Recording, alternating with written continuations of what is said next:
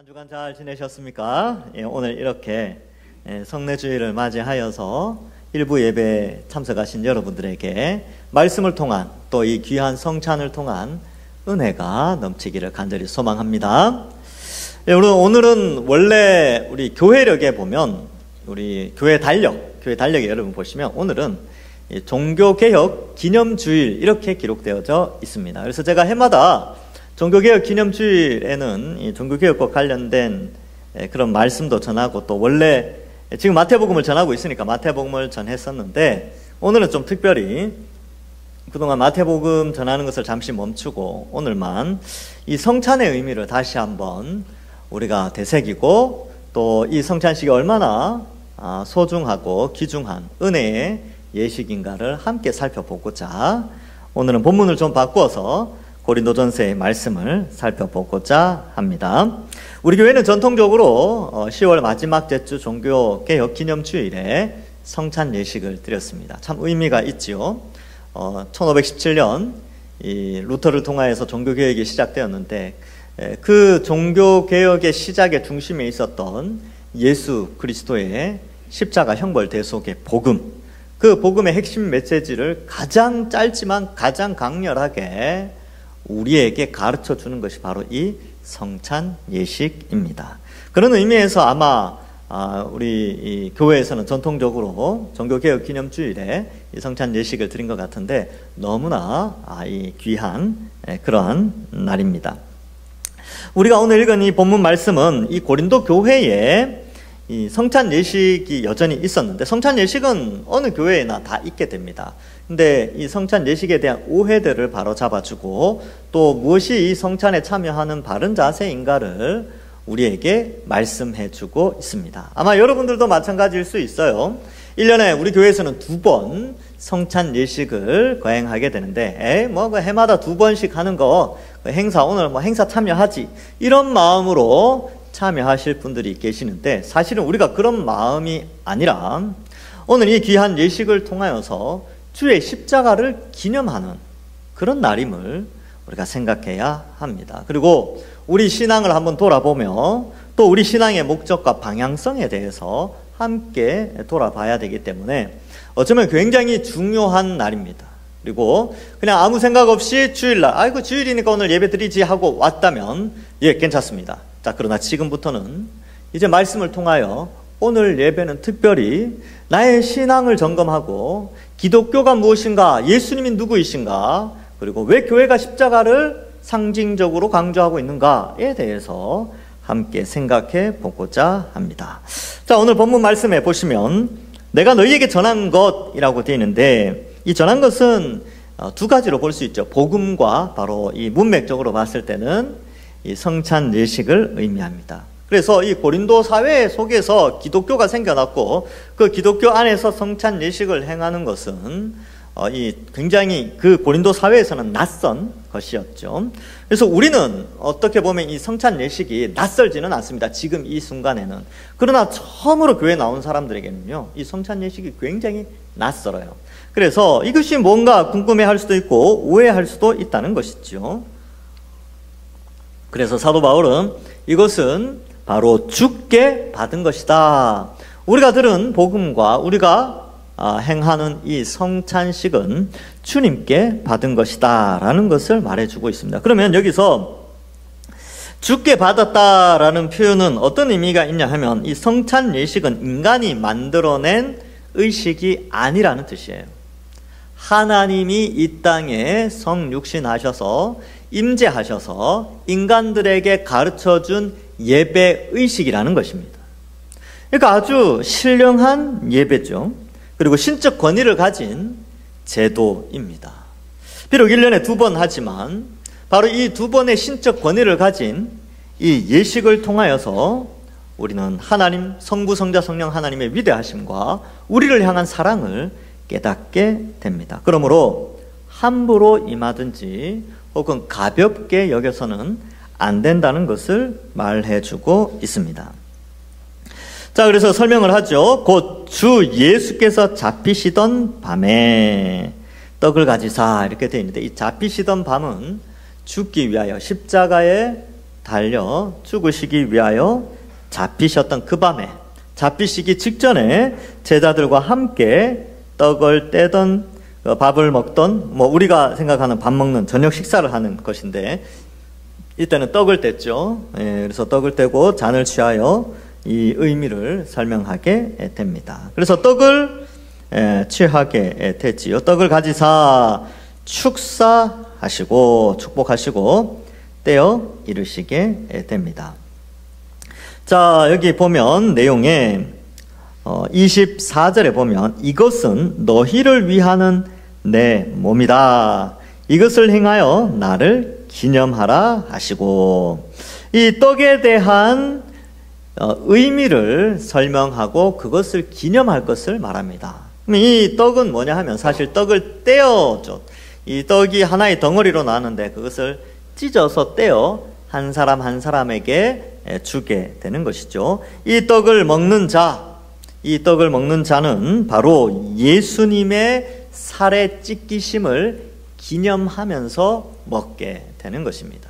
여러분, 세례교인 이상, 입교교인 이상은 성찬 예식에 참여하게 되는데, 왜 그렇게 법을 규정을 했냐 하면 예수님에 대한 신앙 고백의 확실성, 그리고 그 질서에 대한 교회가 올바른 복음을 수호하고 이 거룩한 진리를 잘 간직하기 위하여 규칙을 정했는데, 바로 세례교인 이상 신앙 고백을 통하여 떡과 잔을 취하도록 했습니다. 왜냐하면 그만큼 이것은 함부로, 또 신앙의 고백 없이 함부로 임하는 그런 예식이 아님을 강조하기 위하여 초대교회 때부터 일정한 규칙을 정하여 오고 있는 것이죠.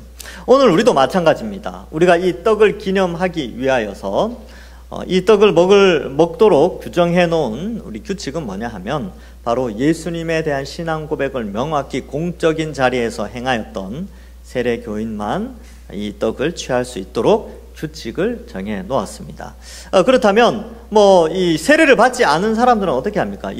이미 예수님을 믿고 신앙 고백하지만 이 성찬 예식을 통하여서 세례를 받고 성찬에 임하는 것이 이렇게 귀중한 예식이구나 라는 것을 깨닫고 학습받고 세례받는 것을 사모하는 마음을 이 아침에 가지게 되는 것이죠. 아마 여기에도 우리 아직 세례를 받지 못하신 분들이 계시는데 이 내년에는 꼭 학습과 세례를 받아서 이 귀한 성찬 예식에 동참하는 은혜가 또한 있기를 바랍니다.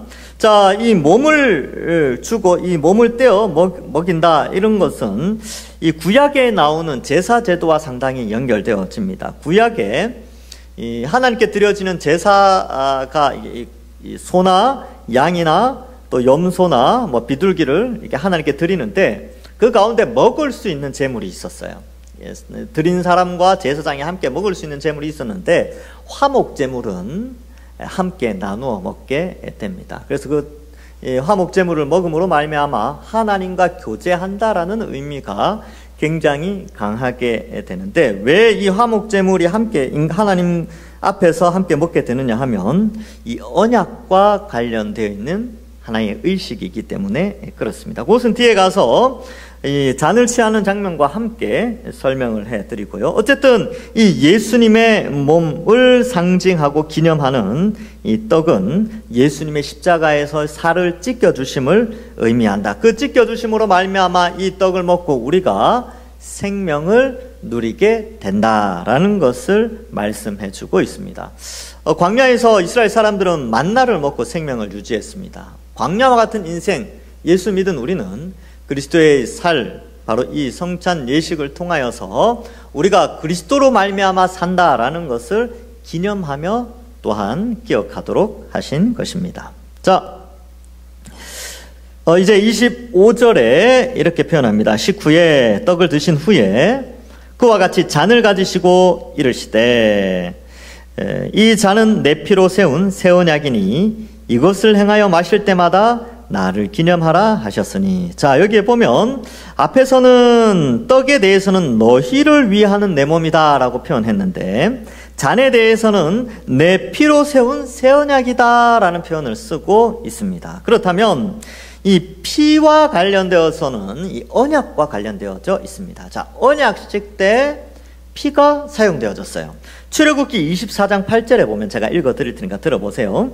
모세가 그 피를 취하여 백성에게 뿌려 가로되, 이 양의 피를 취하여서 피를 백성들에게 막 뿌리는 거예요. 막 뿌려 가로되, 이는 여호와께서 이 모든 말씀에 대하여 너희와 세우신 언약의 피니라, 이렇게 기록하고 있습니다. 조금 좀 이상하긴 하지요. 오늘날 우리의 시각으로 보면, 아니 언약식을 하는데 왜 짐승의 피를 뿌리는가 라고 표현할 수 있는데, 이것은 고대 언약식과 좀 연결되어져 있습니다. 고대에 언약을 세울 때 보통 나라와 나라 사이에 언약을 많이 세우는데요, 강대국과 약소국이 있으면 지금처럼 불평등 조약을 하는 것이 아니라 가족관계를 맺는 조약이라고 생각하시면 됩니다. 그래서 과거에 언약이라는 용어를 쓸 때는 가족으로 연합되어지는 언약, 그러니까 강대국과 약소국이 함께 가족이 되는 그런 의미가 있습니다. 그래서 이 가족이 될 때 강대국은 아버지라는 호칭을, 강대국의 왕은 아버지라는 호칭을 가지게 되고요,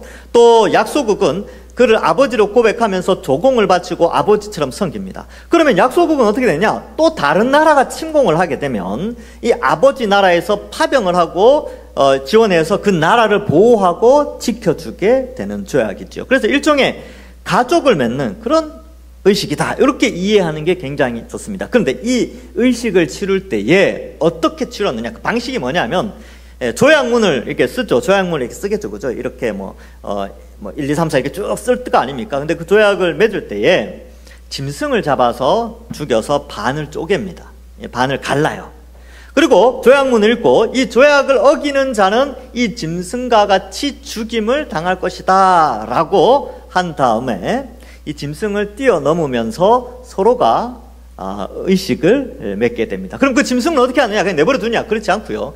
그 짐승을 이 양 국가의 왕이 이제 요리를 해서 이제 먹게 되는 것이죠. 그때 이 먹으면서 화목이 일어나게 됩니다. 그리고 그 음식을 먹고 나서는요, 바로 강대국 왕이 회랑을 쫙 지나가면 약소국 왕은 바로 뒤를 이어서, 마치 아버지가 앞서가면 아들이 뒤를 따라가듯이 쫓아가면서 의식이 끝나게 됩니다. 근데 이게 굉장히 중요한데, 왜냐하면 우리가 하나님과 언약을 맺을 때 하나님과 언약 가운데 희생 제물이 된 그 제물, 그 짐승, 반으로 쪼개진 짐승이 뭐냐 하면 바로 예수 그리스도의 십자가 사건과 연결된다는 것이죠. 그래서 원래는 우리가 언약을 어겼기 때문에 우리가 그 짐승처럼 죽어야 되는데, 하나님이 우리를 사랑하셔서 언약의 조건이 뭐예요? 강대국은 약소국을 보호하고 지키는 거죠. 우리를 약소국이 배반을 했음에도 불구하고 그 나라를 지키기 위해서 강대국의 왕이 대신 그 짐승처럼 죽게 되는 것입니다. 놀라운 일이죠. 그래서 예수님께서 이 땅에 오셔서 십자가에서 우리의 죄의 형벌, 우리의 반역죄, 우리가 언약을 깨트린 죄, 온 인류가 하나님을 거부한 반역죄로 죽음과 지옥 형벌에 처해져야 함에도 불구하고 예수님이 오셔서 우리 대신 십자가에서 죽음과 십자가에서 지옥의 고통을 다 받아 주셨습니다. 우리가 그것을 믿고 바로 이 성찬 예식에 임하게 되는 것이죠. 그래서 우리를 위하여 찢기신 살, 우리를 위하여 흘려주신 피는 바로 그 언약에서의 찢기신 살과 피를 상징하는 것이며, 예수님의 십자가가 바로 그런 의미가 있다라는 것을 보여주고 있는 것이죠. 자, 그래서 이 성찬, 떡과 잔을 취하는 것은 바로 화목 제물의 제물을 먹는 것인데, 이 제물을 먹음으로 말미암아 우리는 언약 백성이 되었습니다 라는 고백과 같다는 것이죠. 이제 이 잔과 떡을 취하면서 이제 하나님의 언약 백성이 되었습니다 라고 하고, 마지막 의식이 뭐냐 하면 바로 주인을, 아버지를 따라가는 겁니다. 그럼 우리가 따라가야 될 그 길이 뭐냐면 바로 우리의 주인 되신 예수님이 걸어가신 그 길을 우리도 뒤따라가야 한다라는 것이 성찬의 의미, 이 새 언약의 의미 속에 담겨져 있는 것이죠. 그래서 우리가 성찬식을 임하면서 이게 맛있다, 이거 예수님 십자가지 하고 넘어가는 것이 아니라, 아하, 나의 주인이시요 나의 아버지 되신 하나님께서, 성부 성자 성령 하나님께서 정해놓으신 구속의 섭리 안에 내가 언약 백성으로 들어가서 그 길을 걸어가신 성부 성자 성령 하나님이 우리를 위하여 희생하시고 우리를 살리시기 위하여 사랑하시고 은혜 베푸시고 용서하신 바로 그 걸어가신 그 길을 우리 또 뒤따라서 걸어가야 한다는 사실을 우리는 또한 기억해야 합니다. 많은 사람들이 예수님 믿고 나서 이제 천국 가면 끝이다 라고 생각하면서 자기 마음대로 자기의 길을 자기가 개척하면서 살아가지만, 사실은 우리는 우리의 길을 개척해서 살아가는 자들이 아니라 하나님이 열어놓으신, 예수님이 걸어가신 그 십자가의 길로 걸어가는 자들로 부름을 받았습니다. 우리는 그런 언약 백성으로 부름을 받았어요. 그래서 우리가 속한 학교에서나 우리가 속한 직장에서나 우리가 속한 가정에서나 우리가 속한 사회, 친구 관계 속에서 내가 예수님 믿는 자로서 어떻게 하나님의 뜻에 순종하며 살 것인가, 결국 십자가의 길을 어떻게 걸어갈 것인가를 고민을 해야 된다는 것이지요. 그것이 바로 이 성찬 예식에 참여하는 우리의 모습이 되는 것입니다. 그런데 우리를 돌아보면 어떻습니까? 그러지 못하죠. 우리는 예수님이 걸어가신 길을 잘 따라가는 것 같다가 나중에 보니까 내 앞에 계신 분이 예수님이 아니라 뭐 돈이 된다든지 명예가 된다든지 출세가 된다든지 이런 것들이 내 앞에 있어요. 내가 그것을 이때까지 쫓아오고 있다는 사실을 발견하게 됩니다. 그럴 때 주의 몸과 주의 피를 기억해야 하는 것이죠. 내가 이 길을 제대로 걷고 있는가? 내가 무엇을 따라서 이제까지 걸어왔던가? 이것을 생각해 보는 것이지요. 그래서 성찬은 십자가의 길을 나도 가겠다라는 언약적 순종의 의미를 담고 있습니다. 그래서 예수님이 하나님의 영광과 다른 사람의 유익과 구원을 주시기 위해 십자가를 걸으셨듯이 우리도 그렇게 살라고 이 성찬 예식을 우리에게 지정해 주신 것입니다. 성찬을 통해 우리는 지속적으로 예수님의 십자가 희생과 사랑을 기억하고 우리도 그 길에 함께 동참한 자, 그의 제자라는 사실을 잊지 않아야 하는 것이지요. 자, 26절에 보시면 너희가 이 떡을 먹으며 이 잔을 마실 때마다 주의 죽으심을 그가 오실 때까지 전하는 것이니라, 이렇게 말씀하고 있습니다. 2000년 전에 초대교회에서는요, 매주 성찬 예식이 치루어졌습니다. 그러나 후대에 이제 1년에 때에 따라서 뭐 2번, 우리 교회 같은 경우는 2번 하지만 또 어떤 교회는 한 4번 하는 데도 있고요. 또 매달 하는, 뭐 지금은 거의 없지만 매달 하는 데도 있었다고 합니다. 자, 이처럼 항상 주의 죽으심과 그가 오실 때까지 전하는 것을 기억해야 되는데 이 두 가지가 목적이죠. 자, 그래서 예수님이 나를 기념하라 라고 하면서 두 가지를 말씀하세요. 죽으심을 기억하는 것, 십자가를 기억하는 것이죠. 그리고 전하는 것입니다. 주님 오실 때까지 전하는 것.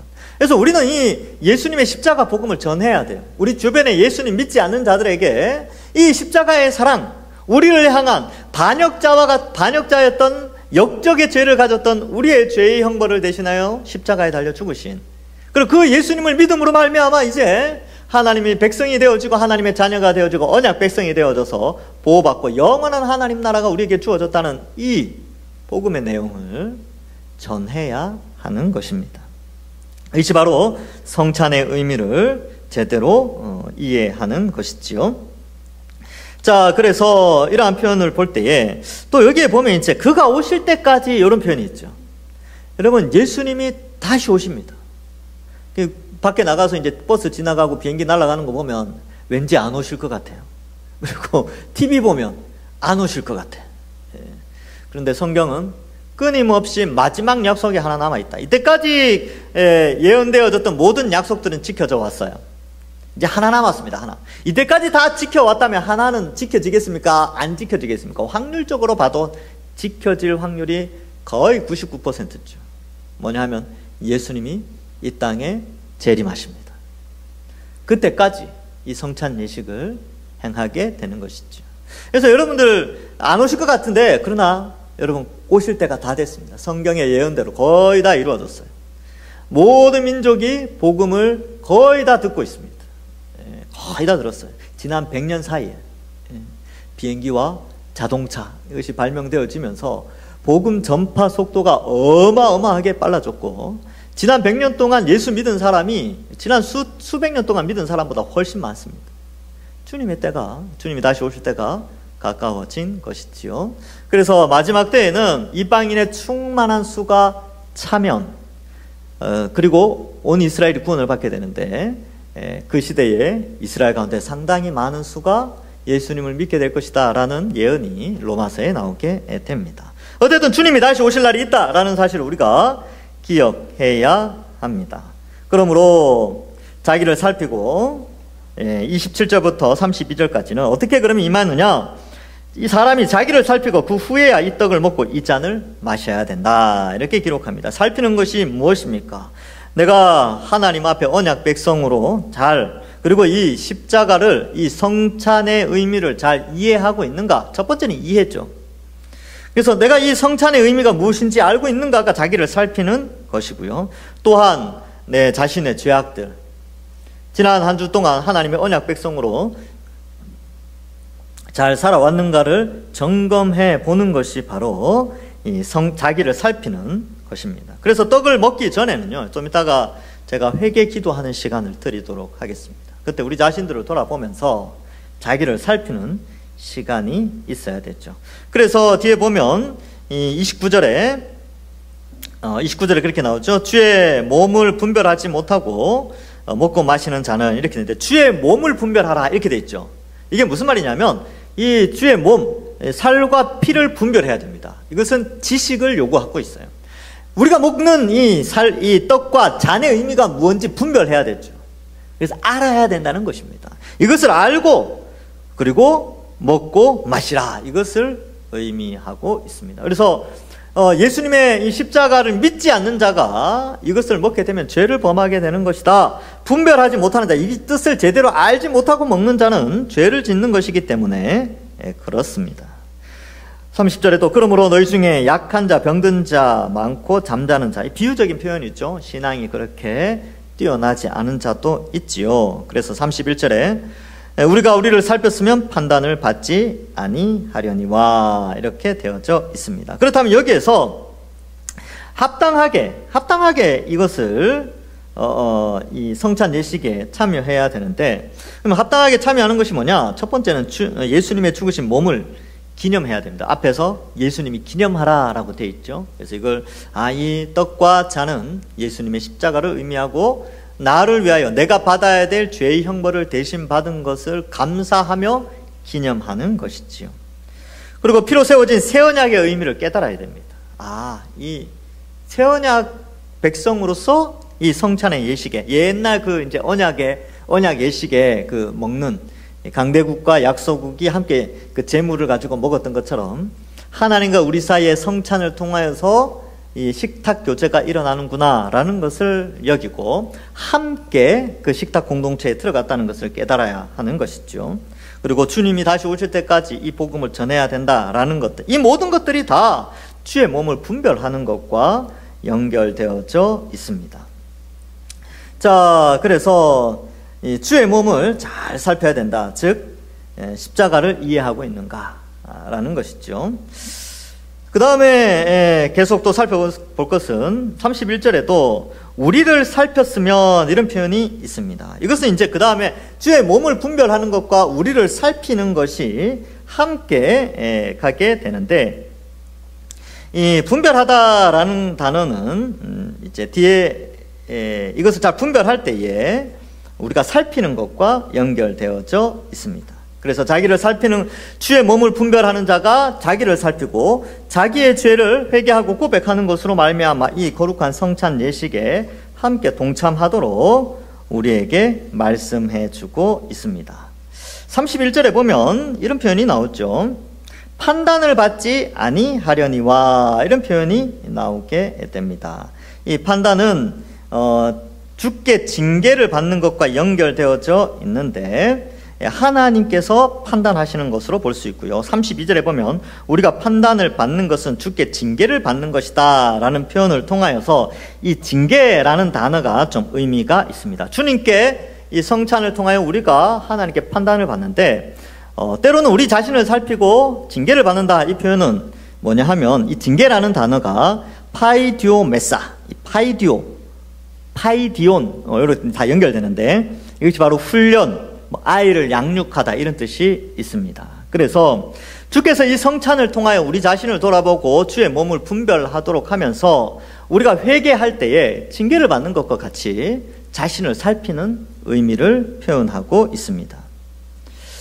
그래서 하나님의 판단은 정죄와 심판의 개념이 아니라 훈련과 채찍과 양육과 관련되어져 있습니다. 그래서 이 성찬에 임하면서 우리는 하나님께서 우리를 돌아보라고 하신 것들을 생각해 보면서 또 우리는 앞으로 세상이 받을 정죄를 받지 않기 위하여 이 성찬을 통하여 자신을 돌아보는 그런 것이 필요하다라는 것이 32절에 기록된 내용입니다. 말씀을 맺습니다. 여러분, 이 성찬 예식은 너무나 중요합니다. 주님의 몸, 그리고 그가 흘리신 피, 바로 십자가를 기념하는 것이요, 또한 기억하는 것입니다. 또한 그로 말미암아 새 언약의 의미를 깨닫고 언약 백성이 되어 하나님과의 식탁 교제에 들어간다라는 사실을 우리가 알아야 되고요. 또 우리가 주님이 다시 오실 날이 있다는 사실을 알고 이 복음을 전해야 하며, 또한 우리 자신을 돌아보면서 죄악을 회개하고 이 성찬에 임하는 것이지요. 더욱더 이제 이 성찬을 통하여서 우리가 하나님의 언약 백성됨을 기억하고 이 성찬을 통하여 예수님의 십자가를 기념하며 오늘 하루 거룩하게 사시고, 이번 한 주간 또 우리가 살아가는 생애 가운데 주님이 걸어가신 십자가의 길, 때로는 힘들고 지치더라도 함께 걸어가시는 모든 언약 백성들, 주의 백성들 되기를 주님의 이름으로 간절히 축원합니다. 기도하겠습니다. 하나님 아버지, 은혜를 감사합니다. 우리를 택하여 구원하여 주시고 하나님 자녀 삼아 주시니 감사합니다. 무엇보다도 이 성찬 예식을 통하여 성부, 성자, 성령 하나님의 구속의 은혜와 특별히 예수님의 십자가 형벌 대속의 은혜를 기념하며 기억하고 또 감사하며 깨닫게 하여 주시니 감사합니다. 우리가 지난 시간들을 돌아보면서 혹 하나님 앞에 범죄한 것 있다면, 또 혹 주님이 걸어가신 그 길 거부하고 다른 길로 걸어갔다면 이 시간 우리의 죄악을 용서하여 주시고, 또 오늘 이 시간까지 하나님 앞에 범죄한 것, 하나님 우리의 죄악들 다 용서하시고 이 성찬 예식에 임할 때에 함께 은혜 받는 귀한 시간 되게 하여 주옵소서. 감사드리오며 예수님의 이름으로 기도하옵나이다. 아멘.